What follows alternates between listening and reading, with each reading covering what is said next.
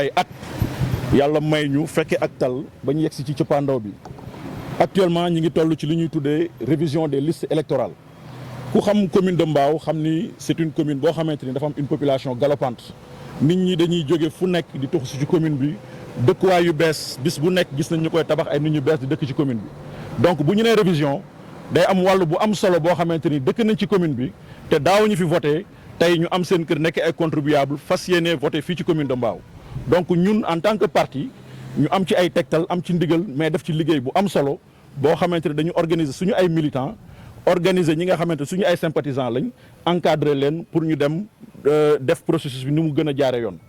alors fu muy commencer mooy dem ci mairie bi ut sa certificat de résidence pour mën a dem ci commission bi présenter ko bindu booy def transfert nga def transfert parce que ñu bari dañoo ñëw dëkk fii te duñu voté fii.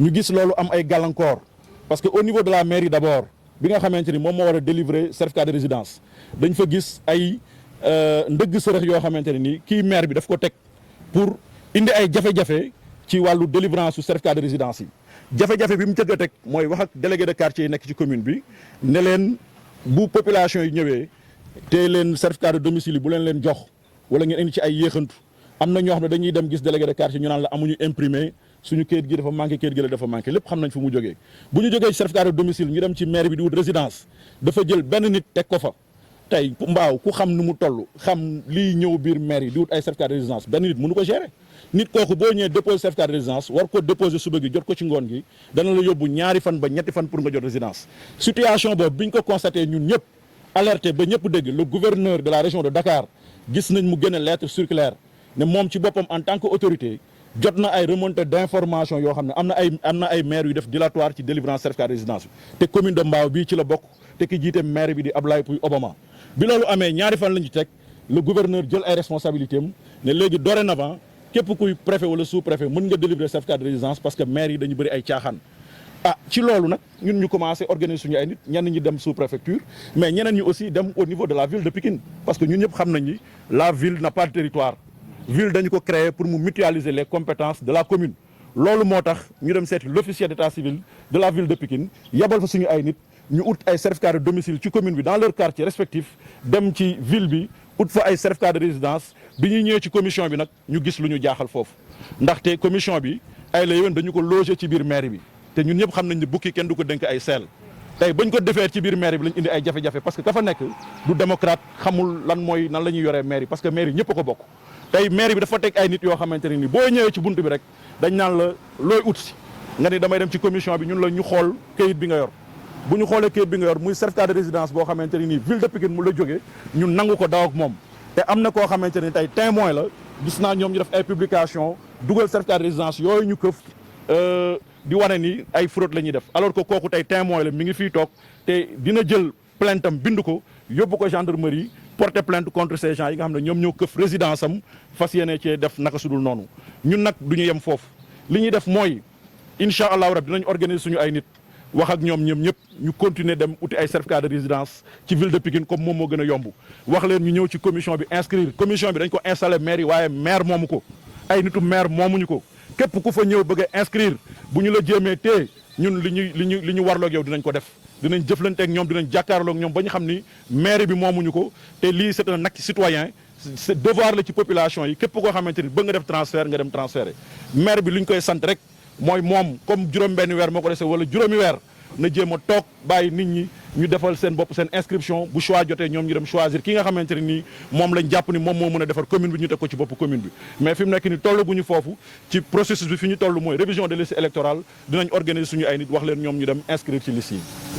mais transfert d'électeur mooy lan mooy jëlee électeurs yi ci biti commune bi indi ko ci biir commune bi mais ñun soxlawuñu loolu parce que li ñu am ci ay militants ci biir commune de Mbao mais loolu liggéey nañ ci liggéey boo xamante ni soxlawuñu di jëli nit koo xamante ni ci biti la dëkk ñu koy indi ci biir commune bi pour transférer ko on a assez de militants yoo xamante ni tey mën nañ leen jëli ci biir commune bi organiser leen jàppale leen ba ñu dem uti seen certificat de domicile am seen certificat de résidence dem ci commission bi di inscrire donc ki naan dañuy def transfert d'électeur kooku yaakaar naa ni defetam lay préparer bu ëllëgee su amee defet mu ne ñii dañ doon njuuj njaaj waaye nag nit ñi comprendre nañ xam nañ seen jeu parce que dañoo liggéeyul dara nañu bàyyi ñi liggéey kon ne seen liggéey tey kay bu ñu gis ay transfert d'électeur ci moom maire bi lañ ko gisee parce que gis nañ ay nit yoo xam ne ñu ngi jóge ba Yène ñi jóge ba Wakaam ñi jóge ba Dén ñi jóge feneen ak feneen mu bëgg leen jël jox leen ay certificat de résidence bu guddee mu tëju bureau jox leen certificat de résidence ñu dem ci commission bi inscrire loolu gis nañ ko te dégg nañ ko te incha allah bu taxawaay jotee nañ ci taxaw ni ñu ci war a taxawee.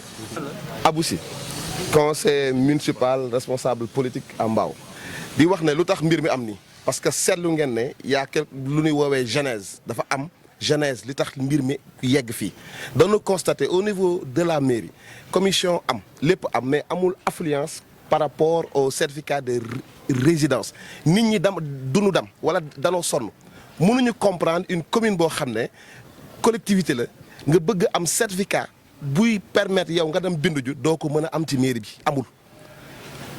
La ville de Pikine nag damay wax la ville de Pikine c'est une commune c'est une ville boo xam ne amul territoire. kon dañu bàyyi lu ñuy wax ne bàyyi population yi mën a jot seen ay certificat de résidence Mbao benn la nag te beneen mbir mi aussi tamit mooy Mbao dafa yaatu. Mbao dafa yaatu c'est la seule commune boo xam ne au niveau du département de Pikine buy am chaque semaine 600 voire 700 nouveaux habitants moom rek a am amul beneen commune mais ñooñu dëkk fii tey Mbao lan bokk seen kër yi fii la. dañu war a am droit dañu am baat si la gestion municipale gis nañu affaire yi doxewul ni mu war a doxee mais ils veulent s'investir comment en transférant leur vote en transférant leur lieu de vote à Mbao te loolu je pense que c'est une réglementation amul benn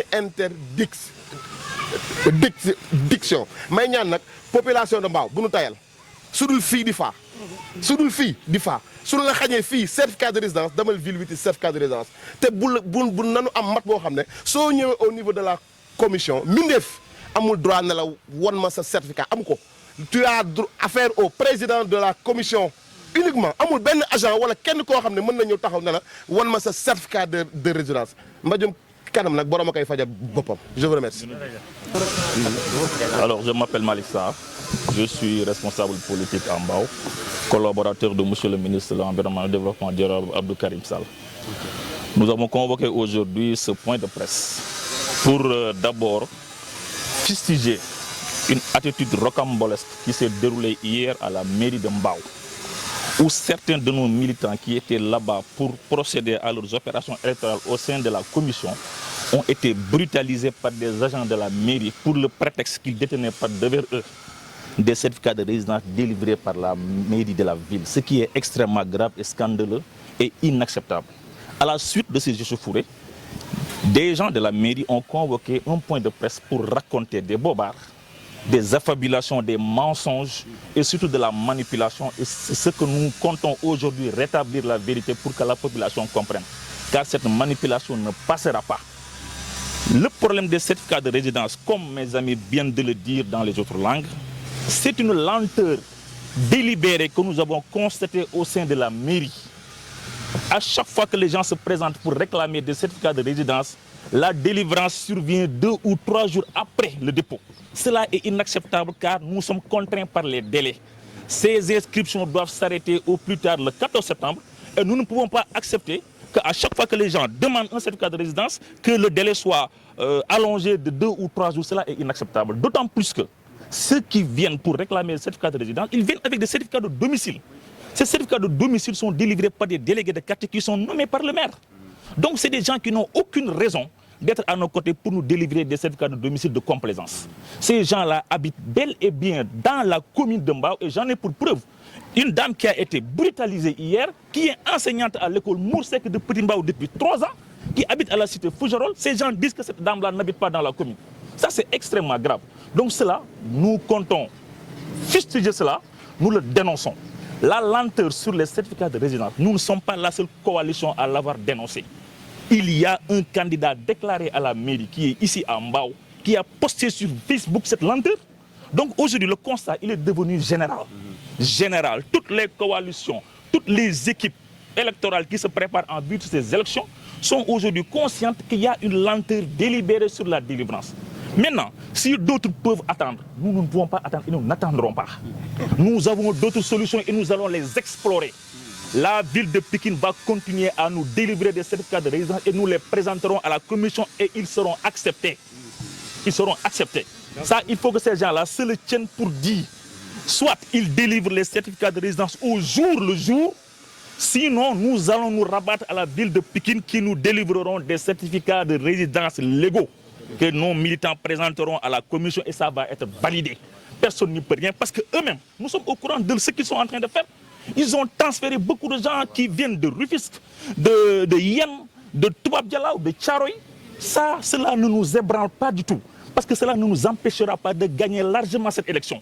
Quels que soient les micmacs qu'ils vont faire dans cette opération électorale, nous allons gagner cette élection. Donc cela ne nous ébranle pas. Mais l'essentiel est que nos militants, qu'ils les laissent tranquilles. Toute cette intimidation qu'ils font autour de la mairie, qui rôdent autour des gens, à chaque fois que les gens descendent même du clando, ils sont autour de lui, poser des questions. Mais qu'est-ce que les agents de la mairie ont à faire avec la commission? La commission n'a absolument rien à voir avec la mairie. La mairie est une entité de l'État. C'est un service administratif qui est dans un bâtiment administratif qui appartient à l'État. Cette commission, elle est installée à l'intérieur de la mairie parce que c'est un service administratif. Mais la mairie et la commission, c'est deux entités complètement différentes. Il faut que les agents de la mairie se le tiennent pour dire. Nous n'accepterons plus qu'ils intimident nos militants qui sont à l'intérieur de la mairie pour aller voir la commission. Ils n'ont qu'à rester dans le travail, laisser la commission faire son travail. Chacun sait ce qu'il doit faire et vraiment, les élections ne s'en porteront que mieux. Justement, une partie de l'opposition aujourd'hui parlait de transfert d'électeurs. Mais à vous entendre parler, vous êtes sûr de votre victoire car vous avez bien travaillé sur le terrain. Absolument, absolument. Nous n'avons pas besoin d'aller chercher des électeurs pour gagner cette élection. Nous en avons suffisamment à l'intérieur de la commune de Mbao. Suffisamment. Je vous ai donné une preuve tout à l'heure. Je vous ai dit que la dame qui a été brutalisée hier, elle est enseignante à l'école Moursec de Petit Mbao. Elle est là. Après, elle va faire un témoignage de ce qui s'est passé hier. Cela est une preuve. Aujourd'hui, tout à l'heure, ils ont posté le certificat de résidence de la dame sur Facebook. Pensant que cette dame-là n'habite pas ici. Elle est là, elle habite bel et bien ici, elle habite à la cité Fougeron. Ces gens-là n'ont aucun droit de la brutaliser, encore moins de prendre son certificat de résidence pour le brandir sur Facebook. Ça, c'est extrêmement grave. En tout cas, c'est un délit et cette femme va porter plainte contre ces voies de fait. Nous allons continuer à rester vigilants et nous demandons à nos militants de se tenir prêts. Si ces gens-là veulent des élections dans la paix, ils l'auront. S'ils veulent de la confrontation, nous sommes prêts. Maintenant, ce que nous réclamons et nous l'exigeons, c'est la délocalisation de cette commission à l'intérieur de la mairie. Nous voulons que cette commission sorte de la mairie, cette lugubre mairie qui est inondée 24 heures sur 24. L'accès est extrêmement difficile. Nous pensons qu'il n'y a plus aucune raison que cette commission se maintienne à l'intérieur de la mairie. Pour des raisons de sécurité, pour des raisons de célérité, pour des raisons de transparence. Nous voulons que cette commission soit installée dans un autre local pour que les travaux puissent continuer à se dérouler dans d'excellentes conditions pour le bien de tous. Hassan Diop, responsable politique à Mbao, collaborateur du ministre Abdou Karim Sall au sein du ministère de l'Environnement. Qu'allez-vous apporter comme complément? Alors, comme complément d'information, ça va être très difficile d'ailleurs parce qu'ils ont presque tout dit. Mais moi, je voudrais juste insister sur un fait. Quand on juge un acte, il faut le juger sur le plan de la légalité. La légalité dans le fond et sur la forme. La délivrance des certificats de résidence est assujettie à la présentation d'un certificat de domicile.